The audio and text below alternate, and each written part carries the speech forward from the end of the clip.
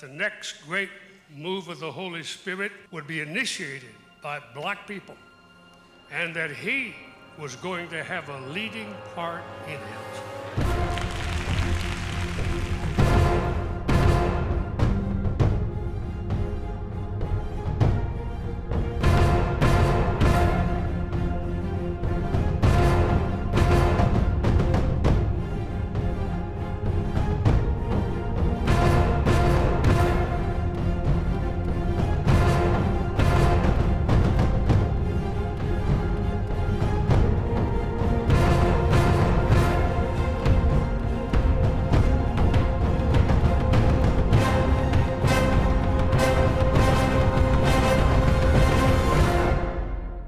Life Isn't Fair is the title. That's not a criticism, nor is it a complaint. It's an observation. I'm just being fair and honest. You've often heard me say that life is a kind of a sexually transmitted disease or disease. Your mom and them were intimate, whether they were married or not, and you came into this desert of dis-ease or tension or stress. Most of us have a continual complaint that ain't fair. When I was a little kid, we used to go, no fair, no fair. How many of you ever heard that statement? I used to say that after getting a whooping, no fair. We were raised with a Bible and a belt. If they couldn't preach the gospel in us, they'd beat the devil out of us. They'd go to jail for that today. But you can also carry guns. They're trying to put forth legislation in this state who are people who've had no vetting, no preliminary examinations, no questioning. Any random person can walk around like in cowboy days and carry guns. That's insane. Especially while the psychologists are telling us that 1 out of 5 people you meet are mentally ill. Count down the road. And if that one has a gun, slap him. So you can go out today when we finish, and you can text veto to 644-33 to ask Governor Fallon to veto permitless carry. That a person, they'll be in the parking lot today. You can go fill out an application, or not an application, but a document that indicates your support of legislation against this kind of a thing. Our country's motto is "In God we trust," not "In guns we trust." And it's funny, some of the people that are pushing guns the most are people of the faith community, particularly my evangelical friends, and I grew up with that group and been around them all my life. But we talk about faith and God, but it's really fear and guns, and Bible or bullets or ballots. We've never had such polarization in our country or in our culture before, and that's only because something major is about to happen. There is some information, some news that is about to come out about our belief system globally, our religious systems, and things that we've been told and taught for centuries and millennia that are going to be shocking to the culture. We're going to have to readjust our thinking. I have a strong premonition that something that is mind-boggling will occur when the earth trembles and shakes and gets tense. And as in, Kenya, there's a big split in the earth that they're saying, scientists are saying that maybe Africa, the continent, will split, and there'll be the Atlantic Ocean there between them. In Hawaii yesterday, and I've been on the Big Island before. That's my first visit to Hawaii, to Kona and Hilo. But the volcano is they don't know when it's going to stop. Already almost 2,000 people have had to be relocated. There's a scripture in the Bible that says that all of creation groans, waiting for the manifestation of the sons of God. And that doesn't mean Christians or Jews necessarily. It just means people who are in touch with their divinity. People who recognize their soul self, their spirit self, and are awakening to an enlightened way of thinking. That's very powerful, and we're all a part of that. I think that All Souls is a part of a new spiritual paradigm right here in the city of Tulsa. We've been dominated by religious influence, one of which we were for many years. And I see a shift now, what I call expanded consciousness. Our movie, I'm leaving this afternoon to fly to Los Angeles we're invited to an event that celebrates Debbie Allen and her sister Felicia Rashad, whose daughter Condola played Gina in the movie.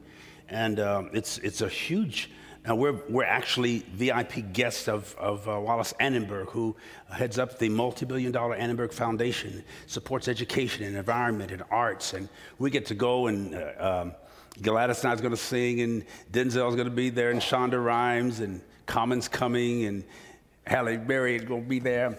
And that's beside the point. That actually is the point. No, and I ain't talking about the service over there. But my wife Gina will be with me, so anyway. But we're now getting to meet a whole new group of people who are interested in our story, interested in our message. There is a global shift in religious sensibilities. You talk about justice, and that's our theme here. Is it justice or just us? Who really enjoys fairness? You may not feel like your life is fair, but that doesn't mean you can't be fair. Life isn't always fair. It's that when I say fair, it isn't always properly balanced or adequately filled. It's not always faring. How are you faring? Or experienced right or accurately. I don't like to use right as much. I like to use the word accurate or accurate. Correct, upright, erect. All those has to do with perpendicular stability. That you are balanced in yourself, balanced in your soul, balanced in your spirit, balanced in the way you think. And you have to get on the weight every once in a while to see, on the scale, to see if your thinking is balanced. I get off. We all have chemical imbalances. We all have multiple personalities. We all deal with different aspects of paranoia. We all deal with the dis-ease and the tensions and the anxieties of being in these human incarnations or incarcerations. Our bodies. We're not just human beings looking for spiritual experiences. We are spirit having an earthly encounter. Your soul is homesick for your essence. You may not always realize that. Your soul and your cells have a memory. And your cells and your souls reclaim and recall and reconnect with an original idea that spawned or sponsored your existence on this planet. You're not a victim of circumstances or of destiny. You help create the reality that you're experiencing. I say it that way so you can stop giving all your power away to outside sources and forces, putting the blame on something else, either God or a devil. Gods and devils don't do that much. We do everything. We create our own homes and hearts and healings, and we are in our divinity connected to our humanity, a wonderful harmonious synchronization of spirit and mind and body. We really can work this out. It's taken me 6 decades to come to the conclusion, though some may think it's premature, that I have more power than I thought, and I'm not leaning on some other source that often fails me. We now are empowered and enabled and encumbered, if you will. It is incumbent upon us to make things better. Not just make a difference in the world, but to make the world different. Come Sunday is the movie, come Monday is the movement. A movement away from traded down old ideologies and suppositions that no longer work for us. I had to come to the conclusion there's stuff, baggage or luggage I've lugged along for 60-some years, and it was okay when I had it, but some of those bags I haven't even opened in a while. The storage business has become a multi-business, billion-dollar industry in the last 20 years. Because people store so much stuff. When you've had something in storage for 30 years and you paying monthly, that means you don't need it. Give it away or sell it. It's just that you don't even know what all that stuff is.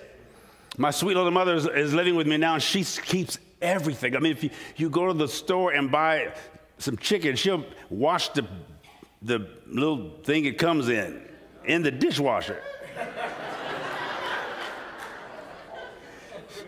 She gets Meals on Wheels that she doesn't need, but she'll take the container. I got so much stuff. I said, Mom, you have to get, baby, please.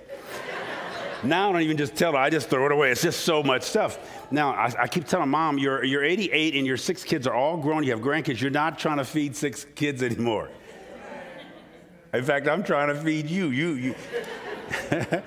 Her father, my grandfather, was when he was old, he used to ask us for, he was in his 80s when he transitioned, but he would say, he came to me one day and he said, son, go down here. He handed me some money. He said, go down to the corner there and get me some suck candy.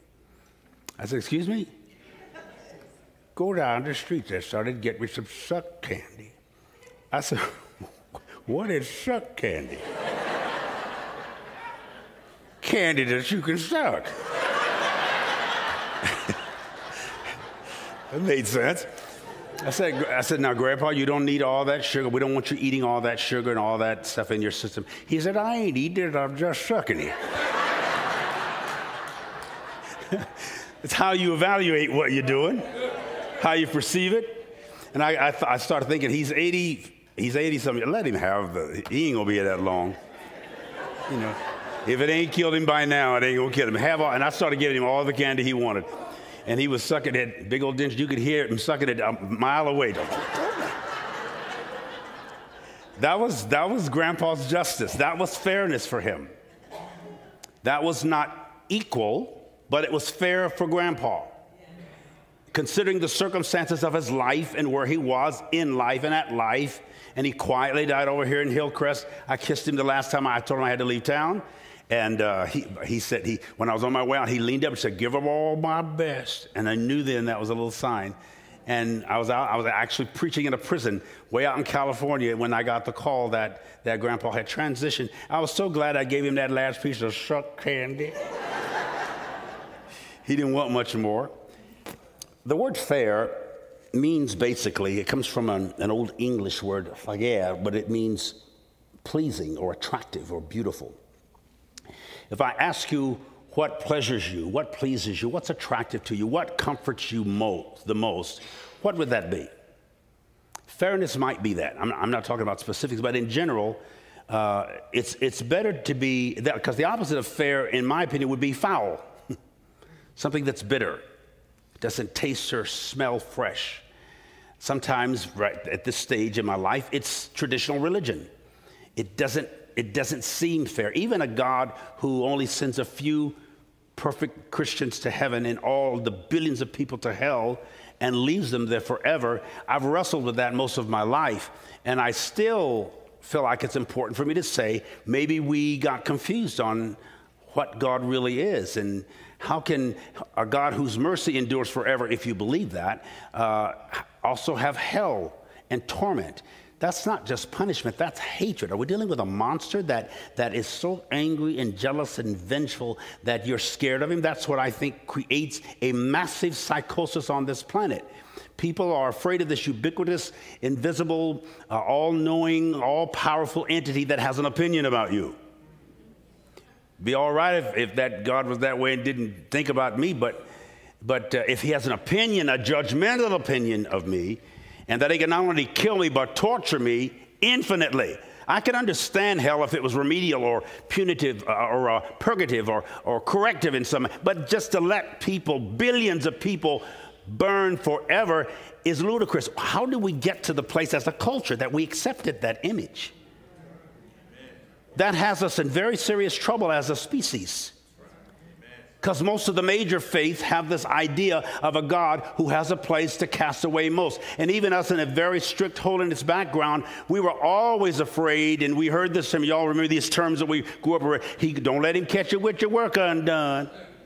Well, your work wasn't never done. I remember the first time I went to the theater. It was called the Bay Theater in San Diego, and it took a quarter to get in.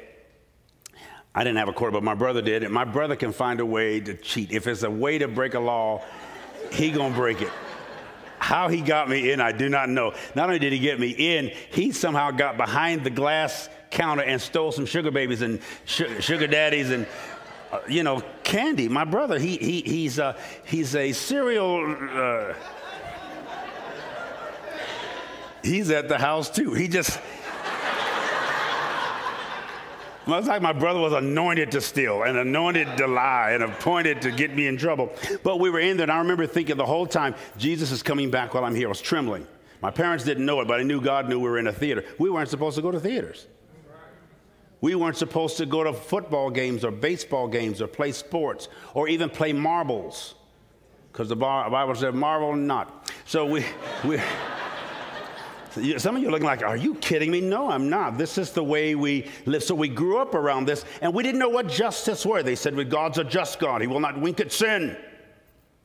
He's got to have it. So he's got to have his son tormented, Mel Gibson style. We needed that to protect us.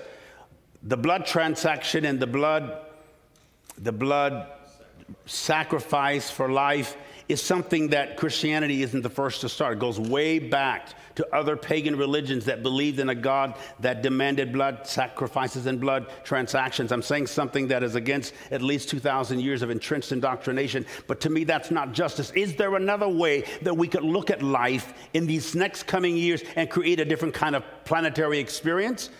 We are a generation who can do it because our kids are not interested. They're not buying it. We grew up around Sunday school. Everybody went to Sunday school. Everybody went to church. Baptists, we all went to church on Sundays. Our parents and grandparents and godparents. It was just so common. We're dealing with a generation that looks at that apple. They're eating the tree of knowledge of good and evil. They know something that we don't know. I done ate that one too, I guess, because I've got this. I got the Apple phone, the iPad, this thing, and I'm looking into the iCloud. All of us are into the mist. They're calling these smartphones and smart homes and smart TVs, and they need to make some dumb ones for people like us.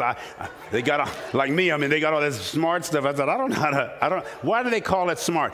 This world is filled with knowledge. And when I said earlier that some information is about to occur on the planet in this age of the information highway, when people in seconds, you can mention somebody's name. I don't know how to do it, but my daughter does, and Julian does, and all these kids know how to just find out. You can go up in a satellite, and somebody right now, you can take your cell phone out and look at your house or my house if you know where the address is. There are people watching us live in other countries. Every time we go on live, India, Africa, Asia, all around the world, we get emails, and they're telling me that this movie come Sunday is tracking most popular in Brazil and Spanish-speaking countries that lean toward Roman Catholicism, because the Pope recently said there was no hell. The Pope said it, and he's in the Vatican. They call him the Pope, and they call me the poop because I said it. I said it way ahead of the Pope without my robes on and all. But there is a global shift in religious sensibilities, and when you talk about justice and fairness, we're creating that. But as long as you have an image in your mind that your God is angry enough, vengeful enough, judgmental enough to torture billions of people infinitely. I know I've preached it under the anointing. I preached it after fasting and praying. I preached it and seen the altars packed in this country and around the world. And I did it with sincerity. But deep down in my soul, I knew that was inaccurate. I knew I had more faith in fear than in God. I felt awkward and injurious. And that I was giving half-truths or inaccurate stories. I knew it in my cells. I knew it in my soul, but I couldn't stop then.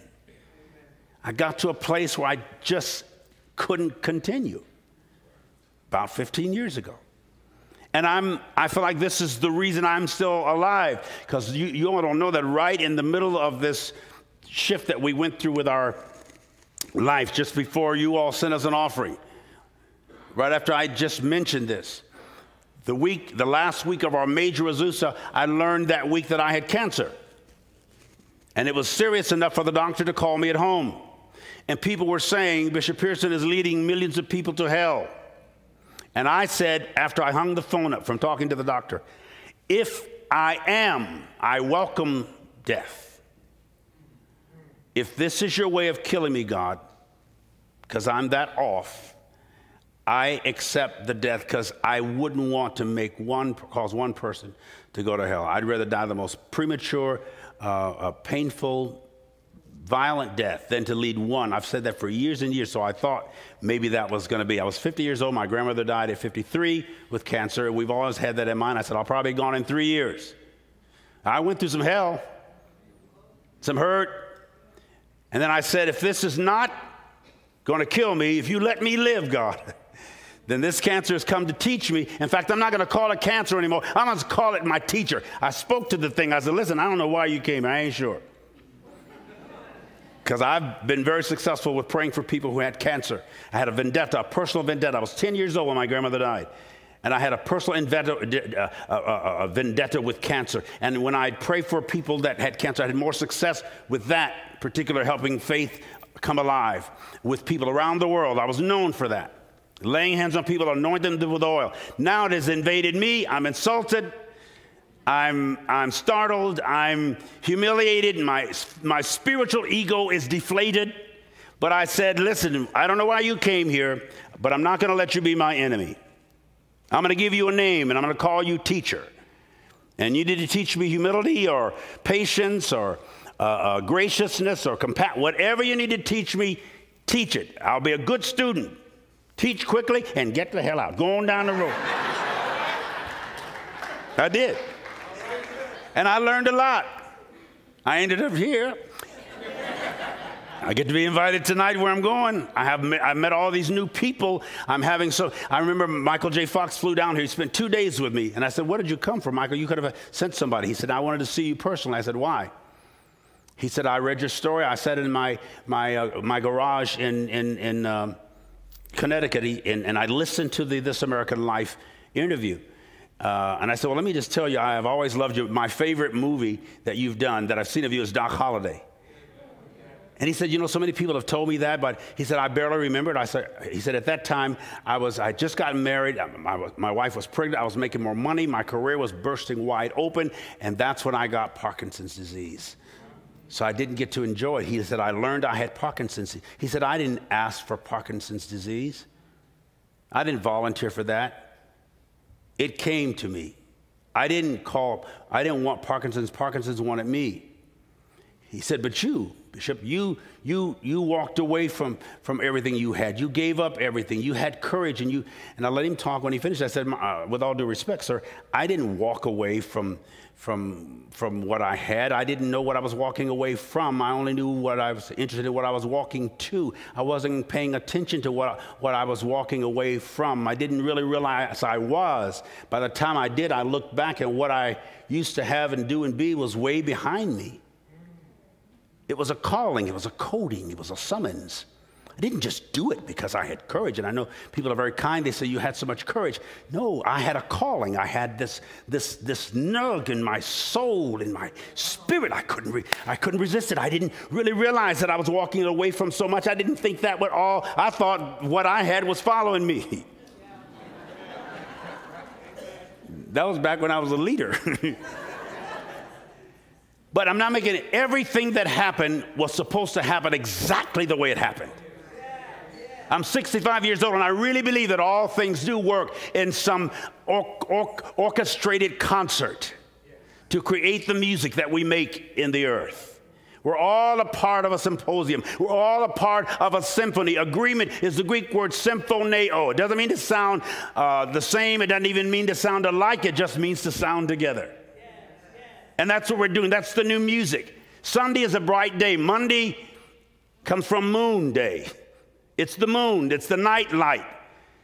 Everybody likes to get together on Sunday. It's bright, and we play and interact and eat. But on Monday, we got to go back to work, get back in the saddle. The light is not always as clear on Moon Day. Moon is the night light. Don't expect to see as clearly when the moon is out. You're not supposed to. So don't freak out when you don't have specificity. Enjoy the moon. Sun comes back in the morning.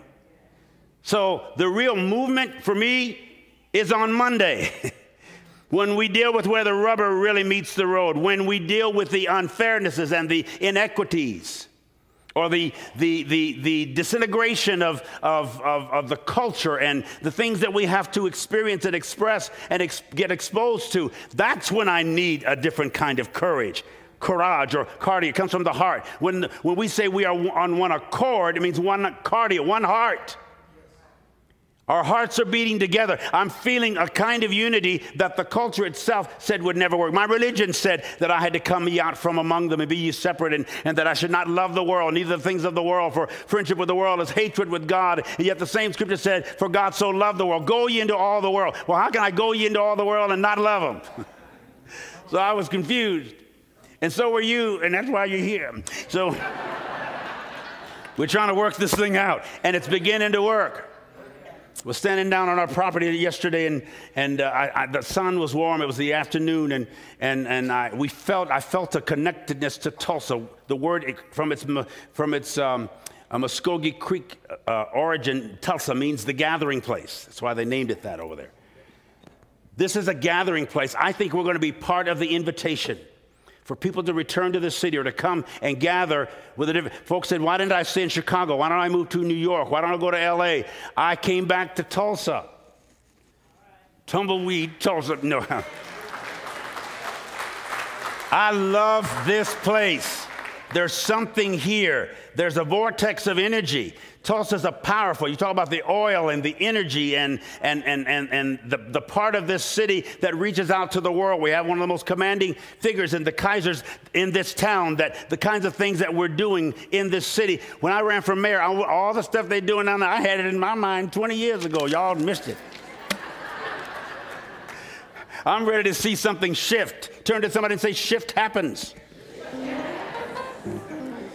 Go ahead and say, get your shift together. I'll help you get your shift together.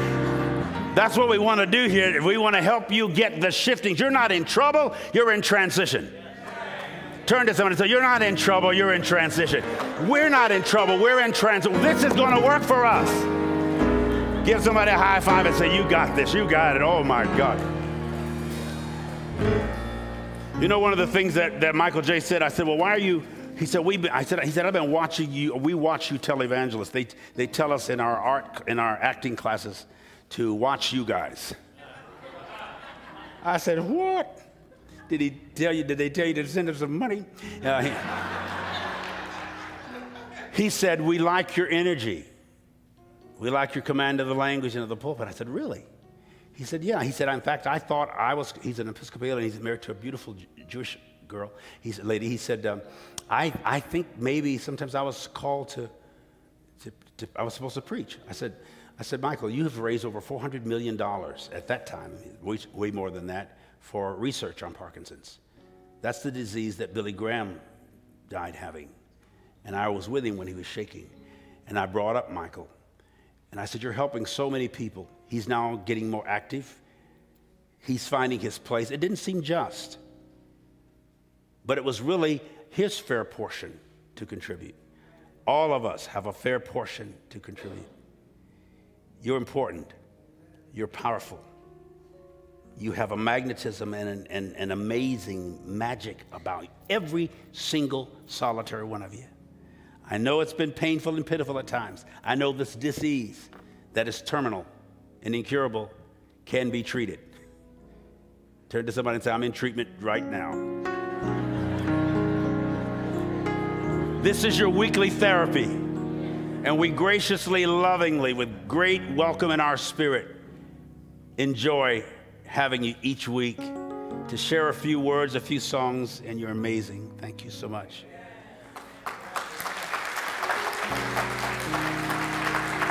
David, you're amazing. The singers are amazing. Matt, we love you. We're gonna keep having special music and presentations and diversity. Some Sunday we may have a violinist or a cellist or a little ensemble. We might have dancers, clothed dancers coming in here. We might have saxophones, and we've had them, and trombones, and we're going to have fun. I told somebody yesterday, this is now I've been through some hell, but it's starting to get fun. I'm starting to really like it. And I think it likes me. I love you. You're blessed. The best is yet to come. Give somebody a high five one more time and say, we got this. I know you do.